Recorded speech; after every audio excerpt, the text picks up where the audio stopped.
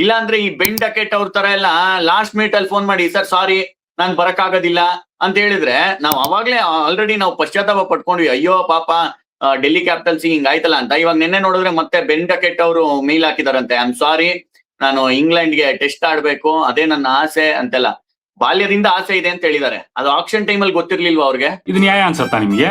ಅದೇ ಸಡನ್ ಆಗಿ ಅವ್ರಿಗೆ ಈ ಬಿಳಿ ಬಾಲ್ ಒಂದ್ ವಾರದಿಂದ ನೋಡಿ ಕ್ಯಾಂಪ್ ಅಲ್ಲಿ ಬಂದು ಅವ್ರಿಗೆ ಬಾಲ್ ಬಿಟ್ಟಾಡ್ಬೇಕು ಟೆಸ್ಟ್ ಕ್ರಿಕೆಟ್ ಅಲ್ಲಿ ಏನೋ ಗ್ಯಾಪ್ ಬಂದ್ಬಿಡ್ತೇನೆ ಅವ್ರಿಗೆ. ಶೋ ಶುರು ಹಾಕಿನ ಮುಂಚೆ ನಾನು ಜಸ್ಟ್ ಪ್ರಣವ್ ಹತ್ರ ಮಾತಾಡ್ತಾ ಇದ್ದೆ, ರೂಲ್ಸ್ ಇನ್ನ ಸ್ವಲ್ಪ ಸ್ಟ್ರಿಂಜೆಂಟ್ ಆಗ್ಬೇಕು. ಜನಕ್ಕೆ ಬಂದು ಒಂದು ಆಕ್ಷನ್ ಅಲ್ಲಿ ಡೈನಾಮಿಕ್ಸ್ ಇಟ್ಕೊಂಡು ಅಥವಾ ಪ್ಲೇಯರ್ ರಿಟೈನ್ ಮಾಡಿದಾಗ ಯಾವ ತರ ಟೀಮ್ ಕಟ್ಟಬೇಕು ಅನ್ನೋದು ಅವ್ರು ಮನಸ್ಸಲ್ಲಿ ಇಟ್ಕೊಂಡಿರ್ತಾರೆ.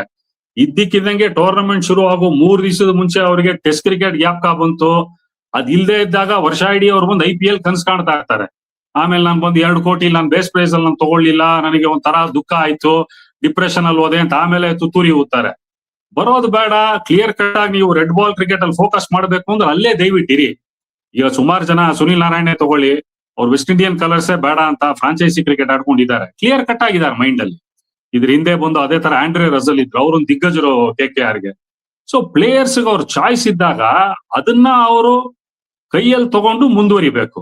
ಈ ಲಾಸ್ಟ್ ಮೊಮೆಂಟ್ ಅಲ್ಲಿ ಬಂದು ಇನ್ನೇನ್ ನದಿ ದಾಟಬೇಕು, ದೋಣಿ ಬಂದಿದೆ, ದೋಣಿ ತೂತಾಗಿದೆ, ನೀನ್ ಅದ್ರಲ್ಲಿ ಕೂತ್ಕೊಂತೀಯ ಈಸ್ಕೊಂಡು ಹೋಗ್ತೀಯ ಅನ್ನೋ ತರ ಪರಿಸ್ಥಿತಿಲಿ ಬಿಟ್ರೆ ಯಾವುದೇ ತಂಡಕ್ಕಾದ್ರೂ ಕಷ್ಟನೇ.